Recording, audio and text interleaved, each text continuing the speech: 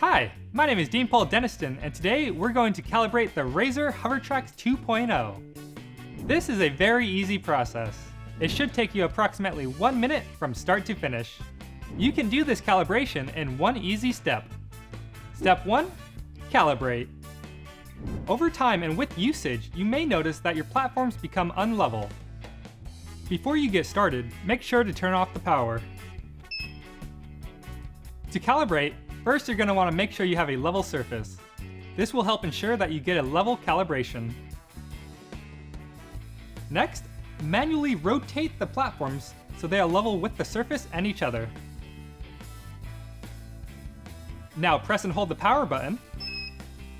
15 to 20 seconds later, it will beep continuously. That's when you know to let go. While waiting, make sure you do not move the platforms. Let go, and now turn off the power, and calibration is complete. Hit that power switch and make sure it's level. Thank you for watching, and I hope you found this video helpful and informative. But if you are still having any other troubles or complications, please feel free to visit the customer support section on Razer.com.